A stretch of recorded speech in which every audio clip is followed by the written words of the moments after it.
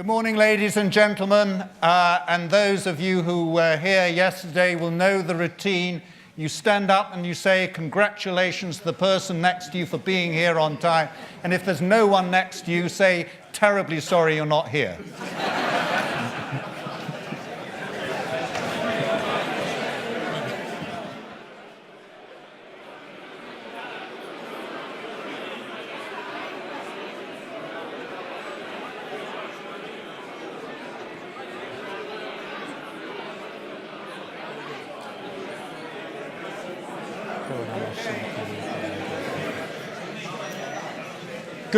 Good morning and welcome back to all of you who were here yesterday, and welcome to those of you who had the misfortune of not being here yesterday, because we had a wonderful day which started off with an impassioned plea by the students for transformation of business going forward in this century.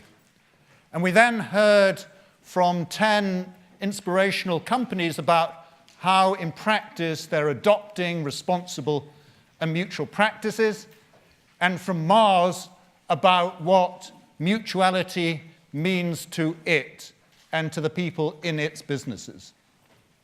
And in the afternoon, we then heard about how, in practice, mutuality should be adopted and implemented through, first of all, defining the purpose of business, secondly, through measuring performance in terms of the different forms of capital, thirdly, in providing leadership to inspire companies, and fourthly, to have the right structure of ownership of companies. And then we had a debate in which we discussed, well, how compelling is this concept of mutuality, and should business be compelled to adopt it? And I'm pleased to say that by a narrow margin, we agreed that it's compelling and should be compelled. But now we have to think forward about how, in practice, is this really going to be made transformational? And it's not going to be made transformational unless three things are satisfied. First of all, that it's relevant to the businesses of tomorrow as well as today, to the tech businesses as well as the traditional businesses. Secondly, it has to be relevant and essential to the traditional institutional investors, as well as the enlightened impact investors. It has to be able to mobilize the vast capital resources that are controlled by institutional investors, as well as everyone else. And thirdly, it requires not only inspirational leadership, but governance in companies that ensures that that inspirational leadership is really embedded throughout the organization. And those three issues of the company of tomorrow, of institutional investment, and governance are the subjects of our three panels this morning. And we're looking to those panels to provide us with some answers as to what are the impediments to transformational change. How can those impediments be overcome? And who should take the lead in ensuring that those impediments are indeed overcome? So we're looking to a really inspiring morning, and at this stage, I'll hand over to Bruno. Well, thank you, Colin. Good morning, everyone. And congratulations in particular to those who woke up early today, especially the students. I can see some friendly faces here also, but also some fatigue on some of the faces. So thank you for this. Just to build on what Colin said, we had the chance over the last 10 years to to develop this economics of mutuality, but in a fairly safe environment. Safe because we developed it within Mars, which has this blessing of being a family business, thinking long term. We had a chance to do a lot of mistakes, a lot of trials and errors. And now we are at a stage where this model, which is, in our view, an innovation, similar to a technological innovation, but which was developed in a fairly safe environment. And now, the question mark is that, is this innovation capable to travel across different industries, across different types of industries, and across different geographies? And yesterday, we spent a great deal of time to share the vision, the big picture, the why. Also, we spent time in sharing with you the fabric, the deep fabric of the model, and some of its realization. But today, we are shifting gear, and we are going to call a number of thought leaders from different types of industries, and also from the industry of today and from the industry of tomorrow, to reflect how this innovation can be embedded in their operations. And from our perspective, the outcome of this debate and the outcome of this half a day will be a guide, will guiding us in how this innovation will travel over the next decades. So thank you very much again for being here. Personally, Colin and I would be very interested in having your feedback after the conference, and if you have any ideas or contribution you would like to make, we would really welcome them. And now, with this introduction, I'd like to introduce also Patricia, who is going to facilitate the debate for the morning of this session. Thank you very much. Thank you, Patricia. Indeed, Bruno. Thank you very much, and welcome. And in the spirit of mutuality, which I learned a lot about yesterday, let me make a confession to gain your trust, because trust is, of course, at the basis of mutuality. I have to confess, in my first career, I was a banker for Lehman. Okay. Then I became a journalist. Also not too popular. And after that, I became spiritual. So I thought, okay, it can't happen that way. And now I'm here at the conference. One thing for sure, if you had asked me back then, Natalie, if I could moderate or be the master of ceremony for a day where we talk about spirituality and the economics of mutuality, I would have said, economics of mutuality? What is that? And now, it actually is what drives me as a person. It drives me and my business and the way I live my life. So that in the spirit of being mutual and trying to open up what I'm all about. Now, what today is going to be about is a marathon, even though you don't have to run around. You can sit. It's a marathon of 3 different panels. We just heard from Bruno as well as Colin that we're going to look at innovation, economics of mutuality and innovation. We're going to look at the financial sector. What does that actually mean day to day? Can you make money thinking with your mutuality hat, with your sharing, with your caring hat on? And also we are going to talk about how to implement it on a higher level. We have to look beyond the leadership, the governance of companies in general. So this is what we're going to look at. Then we're going to have a couple of MBA students who've been following yesterday and today to just say, okay, these were our expectations. And Bruno, you just asked for feedback. You'll have it later on, definitely. And from what I saw yesterday, people are very critical, which is good, because only when you're critical, you question things. And when you question things, you can grow in every sense. So that's very good. And then we'll have the conclusion, the launch of the platform. But before all of this, before the marathon and everything, we have a very, very, very important person with us. Of course, not only for us, but for the entire day, who's going to set the tone in his keynote speech. We do have here Martin Radvan, who is the global president, Mars Wrigley Confectionery. He's been actually with Mars for 30 years, so over 30 years, 3 decades, so shaping really what Mars is all about today, I guess. And he's really the man behind the integration of Mars Wrigley Confectionery. And this is a business which is #1 worldwide, sales of around about $20 billion US. So I think there's a lot of responsibility. All in all, he's going to talk to us about economics of mutuality, what it means for Mars, what it means for him personally, because mutuality is something that is personal to him. He's going to talk to us about how it is really the DNA of the Mars Corporation. And I think we'll talk about epigenetics in a corporate sense later on, how you can really change your genetic makeup of the corporation in order to practice what you preach. And of course, that mutuality is not CSR, but a valid business model which will generate long-term longevity of a corporation and also a return on your investment. Martin, please.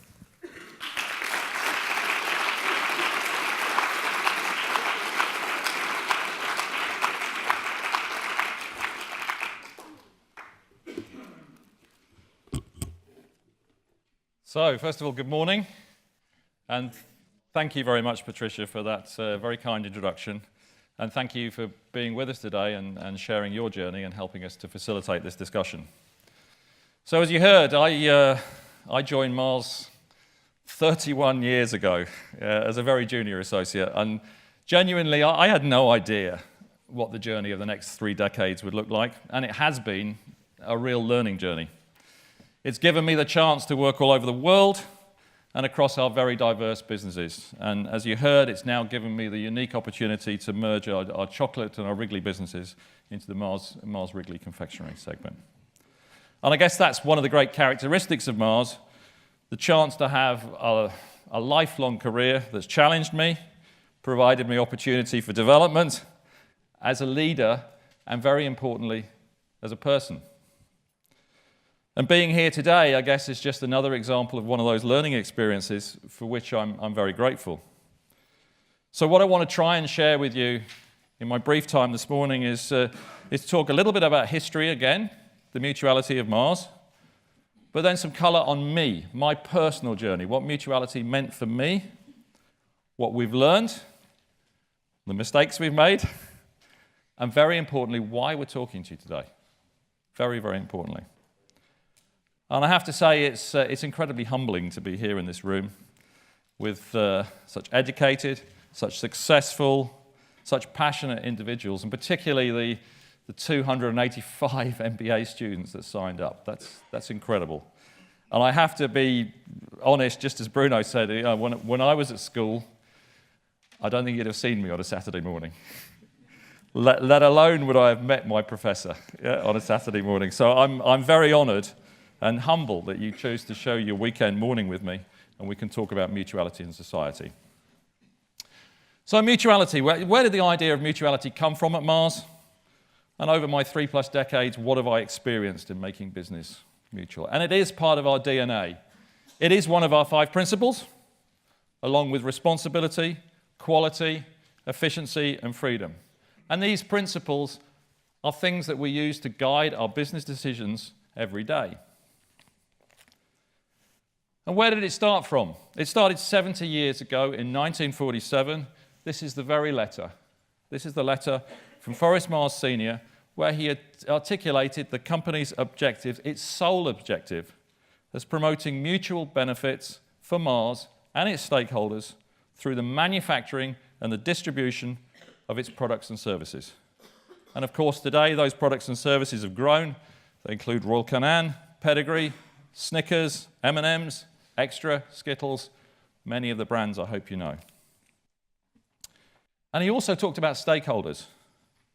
And those stakeholders, of course, they include our consumers, our customers, but our competitors, our suppliers, and fundamentally the community, the society at large in which we operate. Very, very fundamental.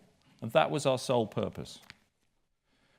And absolutely, it wasn't a corporate social responsibility. That word hadn't been invented in 1947. It was the definition of why Mars existed. To thrive as a business by creating win-win opportunities for Mars and all of those stakeholders, and not at the expense of growth, not at the expense of profit, but integral to our business strategy. Because let's be frank, being private does mean we are freer from having to make a short-term profit. But we at Mars, we pride ourselves on delivering a great financial return. And frankly, I don't deserve to be here today talking about you if I can't do that. But that said, as a private business, we are grateful. We are free sometimes from the challenge that public companies face when they miss their quarterly earnings and they're a few pennies off. We can take a longer-term view. And that's very important because if you're forced to measure your business decisions and your success by maximizing profits over the next 3 months, or perhaps the next 12, you're very unlikely to take the same decisions as you would be if your objective is to create value for decades to come, or even the next generation, your legacy to the next generation. And of course, for all of you in public companies, I understand. That's to say that public companies do try, and they're very well intentioned. It's just that the facts of standards of performance are tough for those leaders to think long term. But that's why it's very exciting to be here in Oxford with so many impressive companies to take a fresh look at the business of economics. And as you heard from Bruno, this is particularly fascinating and you heard from Colin this morning when you talk about the technology revolution that we're facing today. It's fascinating. The disruptive opportunities are here today. But it's not only professionally exciting, it's personally very, very motivating for me. And of course, mutuality has been part of my journey. There's my personal learning, my development, first as a Mars associate, and now as a business leader. And I passionately believe that for this business model to take root, we need to help others along that learning curve and create a connection between the model and what motivates our business leaders of today and of tomorrow. So let's talk about my own path. Well, as I said, it started a long time ago as a young man at a factory in Slough. You see, I actually had dark hair then. And at the time, I had a very, very narrow understanding of the concept of mutuality. And basically, it was simple. It applied to me and the company. I worked hard, I delivered, I'd be compensated, and I'd progress. Pretty simple. And there's absolutely no denying I wouldn't be here today if that very simple form of mutuality between a company and its employees, associates as we call them, doesn't exist. Very simple. But then as I grew through the company, it started to widen out, and I saw it wasn't just me that benefited as I lived and I worked in markets and offices in Mars, from the UK to the Middle East to France, and now in the US. My family and I had the opportunity to live in different countries. In fact, some were born in different countries and societies, to experience new cultures, to expand our horizons. And that left an impression on me. And I hope it shaped how my children developed. So the mutuality between me and the company is now extended. It's myself, and importantly, it's now my family who depend on me and on whom I depend. And during that journey, I also started to see the exponential impact of mutuality on the communities in which I lived and I worked. So I take some examples. When I started working in the Middle East, I used to say I was the only Mars associate for 3,500 miles. Today, that one-man operation is now a thriving business. It employs thousands of associates, including many women who might not traditionally have had opportunities for employment there. If I take another example, in Hungary, a place called Bokros, where we have a pet food factory. When I first went to see that facility, it was literally a shed in a cabbage field. Literally. Today, not only is there a factory there, not only is there a community, a growing business, we've created opportunity, of course, for Mars, for the associates that work there, but much more. Look at the prosperity around it. The shops, the teachers, the taxi drivers, all the services that depend on that. That makes me feel very proud. In fact, for every one of our 85,000 associates, you can very conservatively estimate that probably another 5 to 10 people are impacted. That's 500,000 people. That's pretty cool. So my personal journey around discovery of mutuality was very motivating. It's inspiring. But it's very organic. It was mine. And that's very important. Mutuality is contextual. You need to see and feel it. But one of the challenges we had, that's my organic feeling, could we measure it? Can we just more than feel it? And it wasn't until 2007 that we actually started to study the economics of mutuality, as we called it then.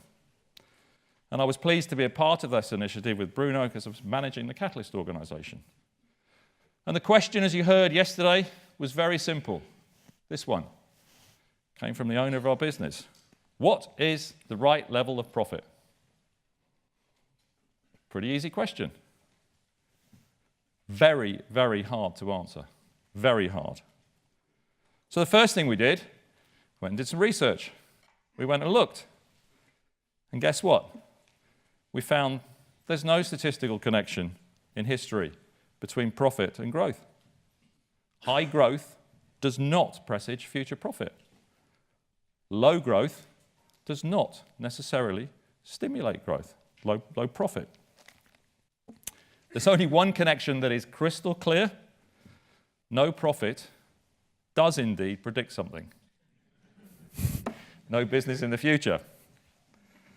So the question moved on from simple financial to how do we create a balance of enduring value which allows everybody, including Mars, to thrive and achieve their potential.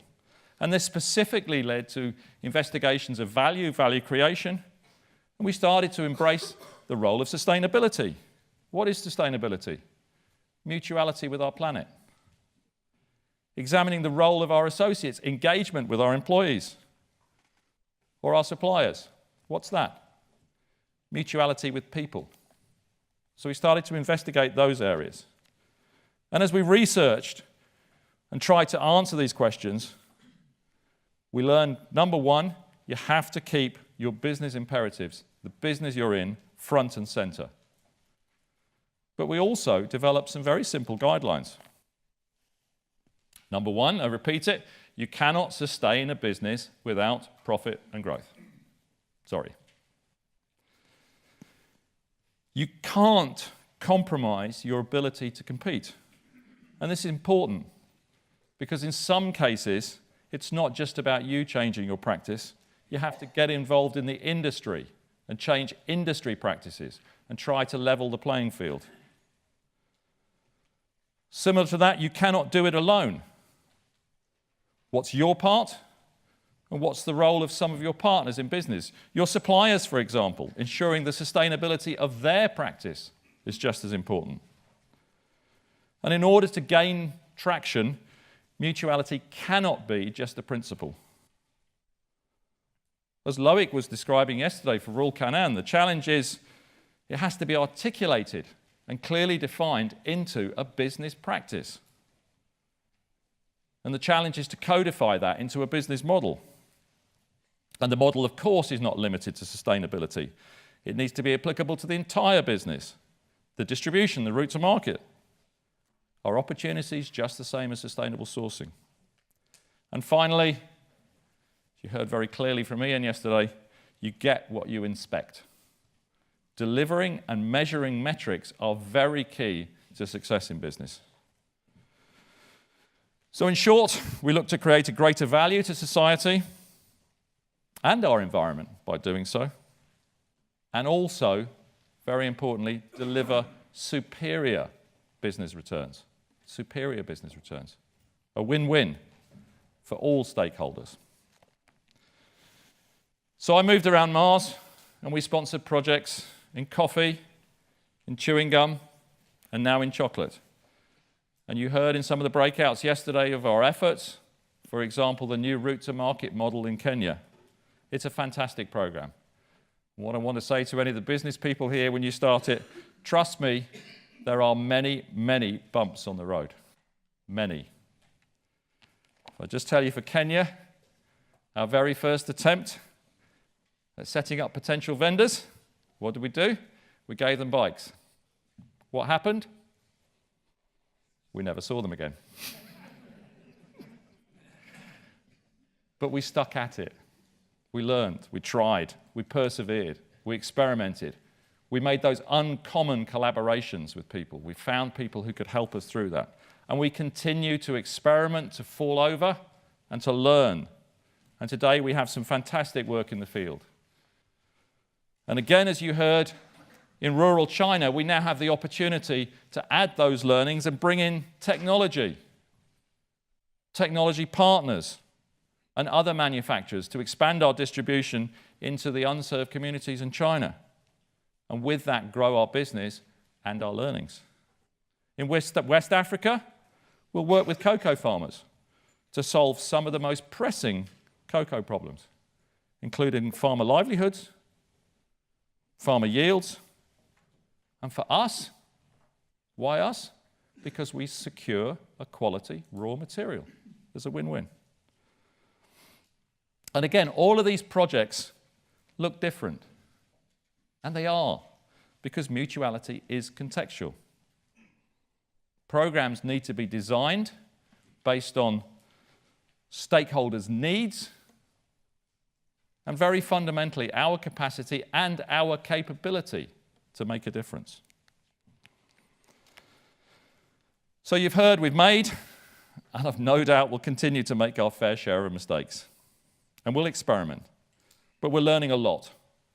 And in particular, we are starting to identify business metrics to measure mutuality beyond financial capital, and to understand some new management practices that can boost mutuality and through that boost our performance. And that's very exciting. But as somebody very wise once said, if you want to go fast, go alone. If you want to go far, go together. Which brings us to here and our partnership with Oxford and sharing with our business peers. Why is Mars interested in collaborating to share this business model? If we believe it's a competitive practice, why don't we just keep it to ourselves? The answer is simple. We need your help. Because in order for the economics of mutuality to really work, it cannot be isolated to one business that uses it as a model. It must start to be the norm. And we need Oxford's unique contribution on three fronts. Codifying these new management models to ensure the robustness, the stability of the insights, and helping us to validate our own experience. Oxford and Saïd are experts in developing a curriculum that will educate both the leaders of today and the leaders of tomorrow. They can help us shorten the learning curve. What did it take me? 30 years, my professional journey. We don't have time to see what's truly possible. So how can we accelerate that learning journey for all our leaders? Showing them how the creation of mutual value will help a business and a society thrive. And disrupting today's notion of what success looks like. Finally, we look to our partners at Oxford and Saïd to nurture a movement in academia, to give visibility to the economics of mutuality model to other institutions, other universities, to attract the very best minds and encourage them to challenge, to test this model, to question it, and to make it better in the process. That's what we hope our academic partners will deliver. And we also need the partnership with our business partners to create this paradigm shift. After almost a decade of research, we're clear. We're clear that it's reached a level of maturity where trying to keep it in one company, it will start to lose its value. So in exchange for 10 years of research practice, we want to learn and we want to partner with like-minded businesses. And from a very practical perspective, this will allow us to test our model in new fields where Mars doesn't operate and where Mars has no capability. And of course, that's the practical side of sharing. But let's come back to mutuality. Let's come back to a purpose-led.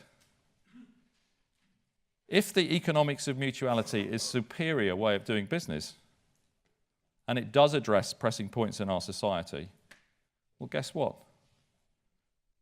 It will be unethical and certainly not mutual not to share it. So our intent to continue to invest in this management model, to continue to engage other companies, academic institutions, to advance our understanding, to be a catalyst for the broader movement of like-minded organizations repositioning business and entrepreneurship as a force for good without compromising on the business reasons for being. And if a business is to do good at scale in the world, it has to do so in a nature that's true to that business. So the work to date on economics of mutuality, it gives me great hope that what seemed impossible those few years ago is now both possible, is practical, and is happening while we speak. More working conferences like this one will help us to learn from one another, to share best practices, to find ways of working together for the good of business. In addition, Mars is committed to exploring the idea of an open platform where other companies, non-profits, foundations, academic institutions can join together on this journey to accelerate our learning and our adoption. So thank you very much for being here today, being part of this journey. And I invite all of you, particularly the students, to contribute to the debate, challenge, and help to build our future. Thank you very much.